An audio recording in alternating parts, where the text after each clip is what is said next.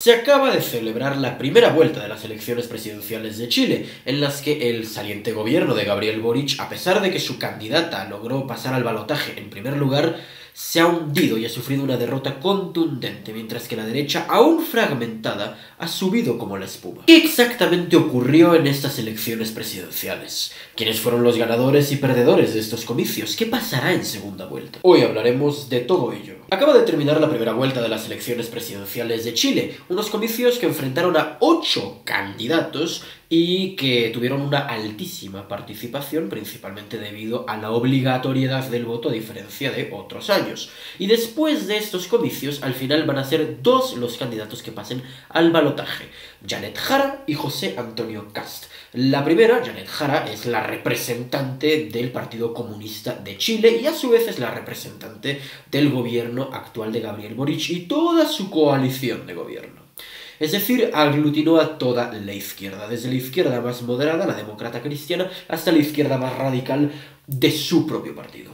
Y por otro lado, José Antonio Kast, un veterano de las carreras presidenciales, puesto que está en su tercera candidatura y probablemente última, es el líder y miembro fundador del Partido Republicano, es decir, el representante de la derecha conservadora.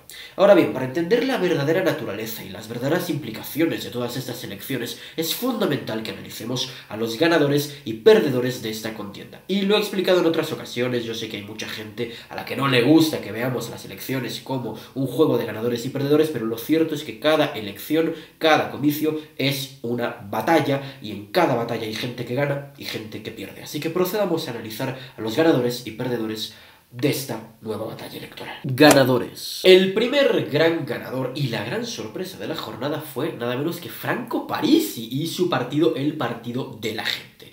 El caso de Franco Parisi es bastante curioso. Él es un economista, ya es un viejo lobo de mar en cuestión electoral, esta ya es también su tercera contienda y obtuvo un para nada despreciable 20% de los votos, obteniendo un tercer lugar. Parisi es de estos tíos que dicen que no son ni de izquierdas ni de derechas, sino que van hacia adelante. Tienen ese discurso de que no son ni fachos ni comunachos, que nosotros somos el gran partido del centro y que somos el partido de la clase media, el partido de la gente. Pues bien, el caso de Parisi ha sido bastante sorprendente porque nadie se veía venir un porcentaje de votos tan alto. Yo mismo no lo veía venir. Pero cuando uno lo analiza de cerca, en realidad tiene bastante sentido. Gran parte de los votantes de Parisi, no digo que todos, pero de los votantes de Parisi que no lo habían acompañado en el año 2021, que él también se había presentado, se explican debido a que hay mucho voto de centro-izquierda, muy especialmente en el norte, que en condiciones pasadas había votado, por ejemplo, a gente como Proboste, y que probablemente habría votado a Carolina Toa si esta fuera la candidata del oficialismo. Pero como no fue el caso y la candidata del oficialismo era Janet Jara, gran parte de esa gente no se siente representada con una candidata literalmente comunista y por ello se han ido con un tío como Parisi, que además de no ser ni facho ni comunacho, es bastante fuerte en el norte porque promete cosas muy grandilocuentes en materia de seguridad. Es probable que en otras circunstancias gran parte de los votos se hubieran ido con otro candidato, como por ejemplo Toa, en lugar de Parisi. Sí, es probable, pero es lo que es, no podemos cambiar los resultados. Lo que sí podemos analizar es cómo este votante se va a comportar en una eventual segunda vuelta. Y es que es muy extraño el votante de Parisi, perdóname, estoy un poco enfermo. Es muy extraño el votante de Parisi y por eso encuentro que su posición como tercer lugar es sumamente peligrosa. ¿Y por qué? Pues porque es muy errático. Tanto él como sus votantes, como su propio partido son profundamente erráticos. Estoy convencido que una gran parte de su votante se va a ir con Kast, otra gran parte de sus votantes se van a ir con Jara y una parte no menor va a anular su voto por puritanismo moral o por cualquiera de estas movidas que digan que no son ni fachos ni comunachos, por una cuestión más que nada de ser centrados. Y lo cierto es que Parisi, más que ser un candidato de centro, es un candidato atrápalo todo. Uno puede escuchar en un mismo discurso de Parisi la medida más libertaria y la medida más liberticida y no les sorprenderían en absoluto. Estamos hablando de la misma persona que por un lado promete recortar el Estado, bajar los impuestos y tal, y por el otro tiene a gente como Pamela Giles, literal comunista, en su armado y iba a ser uno de los cargos más importantes en un gobierno de Parisi que al final no se va a dar. Es decir, el votante de Parisi es lo más importante a tener en cuenta si queremos analizar el potencial devenir de los resultados de cada uno de los candidatos Kast o Jara en segunda vuelta. Porque cualquier cosa puede pasar con esos votantes. Puede que la mayoría se vayan con Kast, puede que la mayoría se vayan con Jara, puede que la mayoría no vayan ni a votar y se coman la multa.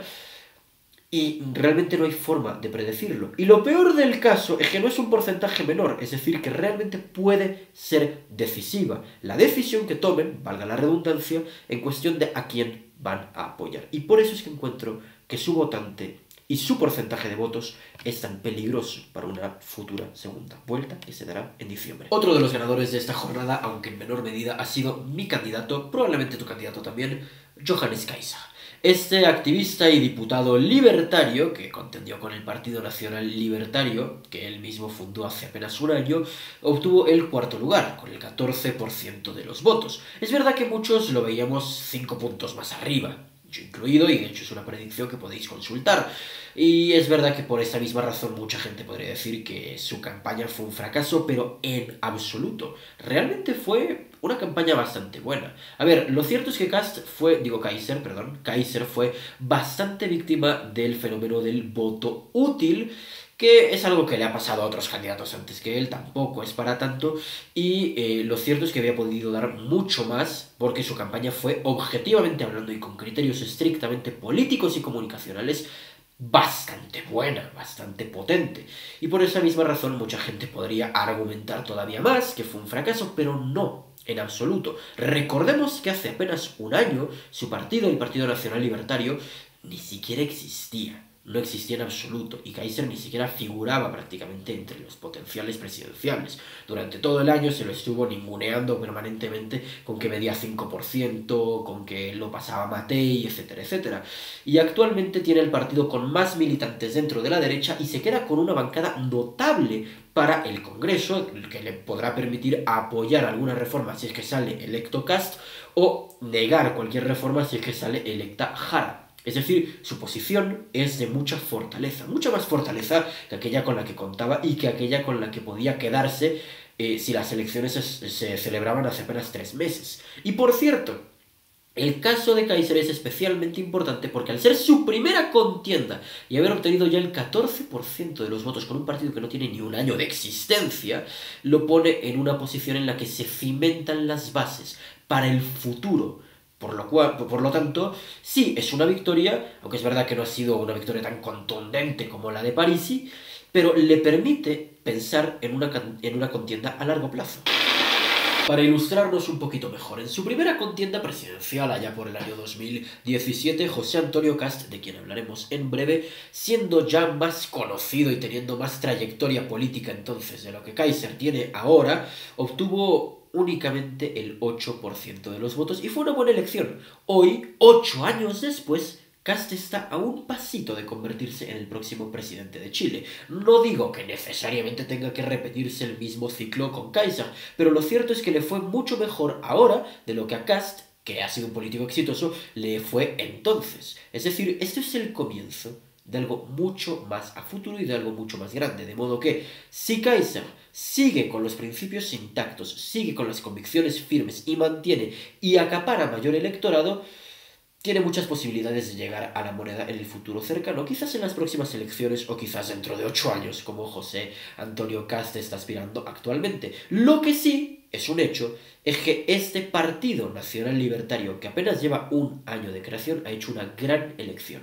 Insuficiente para llegar al segundo turno, es verdad, pero una gran elección de todas formas, y ha demostrado que tiene realmente fuerza, que no es solamente un fenómeno de redes y que se traslada a las urnas. Insisto, ha sido insuficiente para llegar al balotaje, pero ha demostrado que el Partido Nacional Libertario es una alternativa viable, real, de derecha libertaria, que ha llegado para quedarse. Pero sin ninguna duda, el gran ganador de la jornada, el gran ganador de estas elecciones, paradójicamente ha sido el que ha quedado segundo, José Antonio Kast, del Partido Republicano. Como he mencionado, este candidato conservador ya tiene 2 elecciones a cuestas, un balotaje incluido, en el que perdió miserablemente contra Boric y este era su tercer intento. Tradicionalmente, a menos que sean casos extraordinarios como por ejemplo el de Lula da Silva en Brasil, se suele considerar que los candidatos presidenciales tienen un margen de 3 elecciones para mantener credibilidad. Las 3 elecciones son aquellas en las que uno va construyendo, forjando su camino, ganando capital político y eventualmente ganando las elecciones. Así le pasó a Gustavo Petro, le pasó así a Andrés Manuel López Obrador. Y así es como parece que le va a pasar a Kast. Sucede que ya a partir de una cuarta contienda se suele pensar que son más bien perdedores crónicos y la gente empieza a desconfiar de esos candidatos y empiezan a perder credibilidad. Así que Kast tenía solamente una última bala, una última oportunidad si deseaba convertirse en presidente de Chile. Y lo cierto es que lo ha aprovechado con creces. Actualmente, debido a los resultados, es el que mejor perfilado está para ser el próximo presidente. No solamente porque tiene un techo de crecimiento muy alto, sino porque su candidata opositora, su adversaria para la segunda vuelta, Janet Jara, de la que ya también hablaremos, tiene muchísimo rechazo. Muchísimo. Y lo cierto es que Kast tampoco obtuvo números demasiado buenos, obtuvo el 24% de los votos, que es 4% menos que lo que obtuvo en su momento en 2021, 28%, cuando pasó a la segunda vuelta como primer lugar. No obstante, lo cierto es que esta disminución de votos, en primer lugar, se ha debido a errores puntuales del propio Kast, de los que ya hemos hablado en el pasado, en un vídeo anterior que hice sobre por qué yo mismo, que había apoyado a Kast en su momento, me había pasado a apoyar a Johannes Kaiser.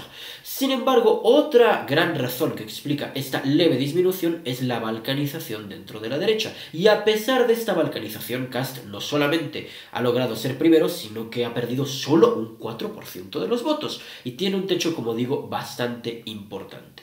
Este probablemente sea el mejor escenario para José Antonio Kast, no solamente porque se ha quedado junto con su partido Republicanos, el Partido Social Cristiano y el Partido Nacional Libertario de Kaiser, que comparten una sola lista común, se ha quedado con un gran bloque de diputados que le van a hacer la vida imposible a un eventual gobierno de Jara, sino que dentro incluso de las posibilidades que tiene, se contempla un escenario incluso de paliza electoral contra la candidata comunista.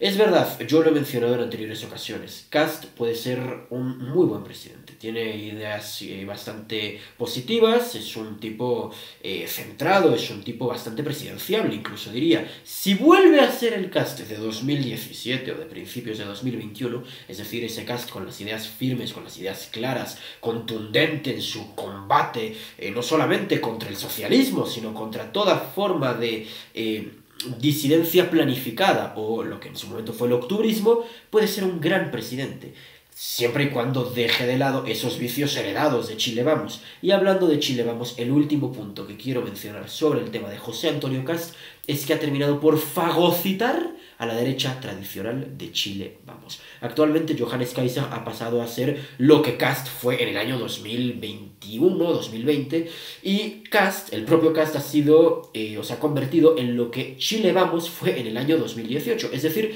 la derecha hegemónica, lo cual lo convierte en un atributo bastante positivo para él, porque pasó de ser ese candidato extremo, radical, filopinochetista, pasó de ser eso a ser un candidato mucho más votable para electores incluso menos politizados. Es decir, la ventana de Overton chilena se ha movido a su favor. Perdedores. La gran perdedora de esta jornada ha sido sin ningún tipo de duda Evelyn Matei, de Chile Vamos, o lo que en su momento fue Chile Vamos, es decir, la UDI, RN, Amarillos y estos otros demócratas que a nadie le importan. Lo cierto es que esta elección ha sido la elección que Matei tenía para ganar, que tenía en la bolsa y que perdió. Si en enero aproximadamente le preguntabas a cualquier persona, menos a mí, quién iba a ser el próximo presidente de Chile, la vasta mayoría, de derecha, de izquierda, de centro, chilenos o extranjeros, te dirían que iba a ser Evelyn Matei. Y por eso es que este quinto lugar, con el 12% de los votos, se ve tan miserable y parece una derrota tan contundente. porque lo es, porque esta será permanentemente la elección, que será recordada como aquella que Matei tenía todas para ganar y quedó quinta, por detrás de un tío novato como Johannes Kaiser, al que por cierto todo el comando de Matei se cansó de ningunear permanentemente en toda la campaña. Ahora bien, con la estrepitosa derrota de Matei, que de verdad es una cosa terrible, van a suceder dos cosas. La primera y la más inmediata es que Matei se jubile de la política, y si no se jubila ella, la jubilan ellos. Y la segunda es que inevitablemente Chile Vamos, o como leche se llame esa coalición actualmente, se disuelva como se disolvió la propia concertación tras entregarle el poder precisamente a Piñera, de RN.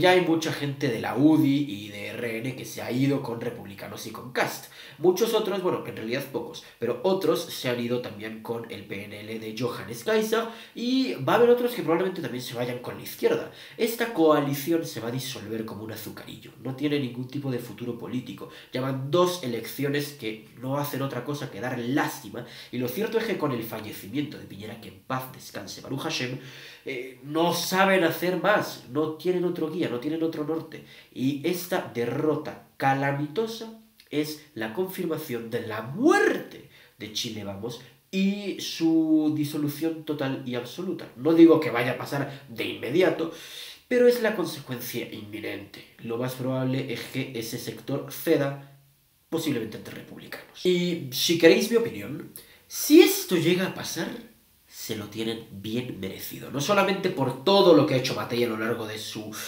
lamentable carrera política, de lo cual ya hemos hablado, ya hemos hecho incluso un vídeo en este canal desmenuzando su extremo parasitismo. No solamente por eso, sino porque el propio Chile Vamos como coalición ha sido uno de los grandes responsables de que salga adelante la funesta reforma previsional del gobierno. Es decir, uno de los grandes responsables de que Jara esté hoy por hoy en la segunda vuelta. Si hipotéticamente, que lo veo improbable, pero si hipotéticamente Janet Jara gana estas elecciones, en gran parte va a ser culpa de Chile Vamos, y quiero que se hagan cargo. Y finalmente la otra gran perdedora de estas elecciones ha sido Janet Jara. Pero como que perdedora, Cris, ya ha salido primera, ha pasado a la segunda vuelta y además siendo primera, como que perdedora. Sucede que eso no era lo que se estaba jugando Jara. Jara ya tenía presupuestado el salir primera y pasar a la segunda vuelta. Ese no era el tema. Lo que se estaba realmente jugando Jara aquí era su capacidad de injerencia. A ver, entendamos lo siguiente. Jara era la única representante, la única del oficialismo. Un oficialismo de Boric que tiene aproximadamente el 30% de aprobación.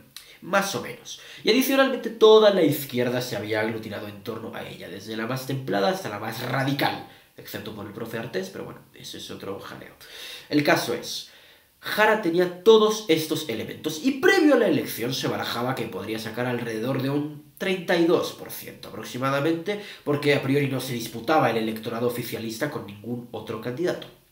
Pues bien, en estas elecciones sí ha salido primera, pero ha sacado el 26% de los votos. 26% de los votos. Menos que la aprobación de Boric. Menos incluso que los votos que sacó el apruebo de la Constitución de Boric, que igual fue un fracaso para la izquierda. Estamos hablando del peor y más lamentable porcentaje de un candidato de izquierda desde que se ha restablecido la democracia. A ver, para que nos entendamos y para que lo ilustremos un poco mejor. Ha habido chilenos que aprueban el gobierno de Boric, que votaron a favor del apruebo de la Constitución de Boric, y que aún con voto obligatorio encontraron que no era buena idea votar a Jara. Entendemos la magnitud del hundimiento de la izquierda. En ese sentido, el fracaso de la izquierda y de Jara es doble. Por un lado, dado el bajísimo techo que tiene Jara, el bajísimo techo electoral, es altamente improbable que gane la elección en segunda vuelta. Incluso con todo el Estado a favor, ya hemos visto que la gente en general no quiere a Jara, ni siquiera dentro de la gente que sí quiere a Boric. Y por otro lado, en el raro e improbable caso de que Jara le gane a José Antonio Kast en el balotaje de diciembre, lo que se va a encontrar es un Congreso profundamente hostil, porque su bancada es muy pequeñita y no hay ni siquiera cohesión dentro de su propia coalición de gobierno. Imaginaros ahora que se tenga que enfrentar a los republicanos, a los socialcristianos, a los nacionallibertarios, al PDG, a Chile Vamos, que igual se dobla la mínima de cambio, pero tampoco son tantos. En definitiva, Lo que se va a encontrar Jara en el hipotético caso de que llegue al gobierno es un escenario de absoluta ingobernabilidad.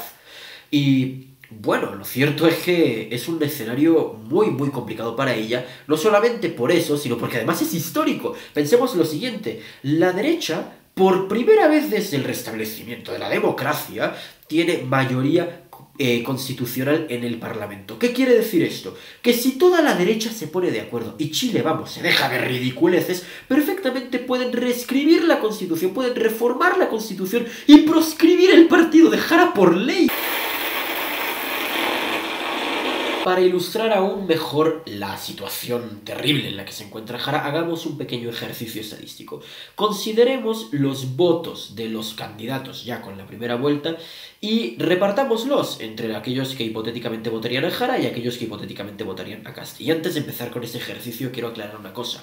Cualquier persona que piense que por el hecho de que un candidato diga votad por este, todo su electorado le hará caso, es de una mentalidad profundamente colectivista. Los votos no funcionan así. Son individuos. No van a votar necesariamente lo que les diga el jerarca del partido. Algunos votarán al contrario, algunos votarán en blanco, algunos votarán nulo, algunos se comerán la multa y se quedarán en casa. Dicho lo anterior, este es solamente un ejercicio estadístico para hacer una pequeña proyección.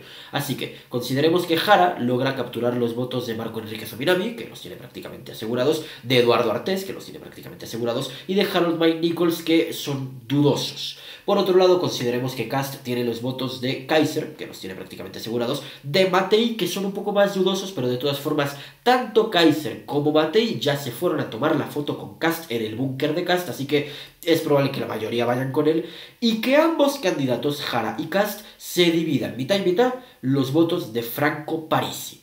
En este caso, si todos estos cálculos se dan de esta manera, el resultado quedaría 39,8% contra 60,2% a favor de José Antonio Kast. Es decir, incluso en ese escenario en el que Jara obtiene cierta ventaja porque obtiene la mitad de los votos de Parisi, incluso en esas condiciones estaría recibiendo una auténtica paliza electoral. Conclusión. Con todo esto analizado, lo más probable es que José Antonio Kast derrote, probablemente de forma brutal, a Janet Jara en la segunda vuelta de diciembre. Y si esto no pasa, será lejos el mayor fracaso político del año. Solamente el mal historial de José Antonio en las segundas vueltas nos puede hacer pensar lo contrario. En cualquier caso, ya debería haber aprendido su error de 2021 y no venderá sus convicciones, o esperemos que no venda sus convicciones para atraer a los escépticos. Fue lo que hizo en el 2021 y lejos de atraer a los escépticos, repelió a varios de sus votantes ordinarios. Paradójicamente, el mayor legado de Boric, si esto se da como parece que se va a dar, habrá sido poner a José Antonio Kast en la presidencia 4 años después. Y finalmente quiero dar un pequeño mensaje para los votantes de Kaiser que me seguís, que sé que sois muchos, básicamente porque mi segundo vídeo más visto es precisamente sobre Johannes Kaiser. Yo sé que muchos tenéis en mala estima a José Antonio. Yo mismo llegué a apoyarlo bastante y eventualmente se cayó de mi estima precisamente por varias malas decisiones que tomó y por varias cuestiones de tibieza. Sé que muchos lo consideráis un globalista, sé que muchos lo consideráis un blando, incluso ya ha habido gente que en una publicación me ha comentado que ha ganado el centro centrado templado. Yo sé que tenéis esa imagen y no os puedo culpar porque en gran parte José Antonio se lo ha buscado. Pero considerad que del otro lado hay una literal comunista. Del otro lado hay literalmente la continuidad del ala más radicalizada del gobierno de Boric. Si ya os ha parecido que el gobierno de Boric ha sido malo, que es algo que ya hemos abordado precisamente en otro vídeo, imaginaros lo que sería un gobierno de Janet Jara. Ya le dedicaré un vídeo específicamente a Janet Jara y a sus malas ideas. Pero considerad esto, no es lo mismo votar a José Antonio Kast y a Janet Jara. No es lo mismo, no son la misma cosa, no tienen las mismas ideas, no tienen el mismo partido, no tienen las mismas convicciones y no van a hacer lo mismo como gobierno. Yo lo dejo caer. Yo sé que mucha gente que apoya a Johannes Kaiser probablemente esté desencantada con José Antonio Kast, pero considerad lo siguiente. Del otro lado está Janet Jara. Del otro lado hay una literal comunista. Pensadlo. Espero este vídeo te haya resultado interesante. Muchas gracias por tu atención y sin más que decir, libertad y vida.